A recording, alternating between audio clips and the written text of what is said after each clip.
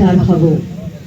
এই মুহূর্তে সুপার মহোদয় 2025 উদ্বোধন করতালি দেই। আমি টর্পেডো, আমি ভীম ভাসমান মাই, আমি ধূপজ্যোতি। মহাপ্রলয়ের আমি নটরাজ, আমি সাইক্লোন, আমি ধ্বংস, আমি মহাভয়, আমি অধীর। সে দলকে নেতৃত্ব দিয়ে বালিকাদের দল আফাফার নেতৃত্বে মশলা বালিকা উপজেলা দল মাল্টিমিডিয়া স্কিলস দল।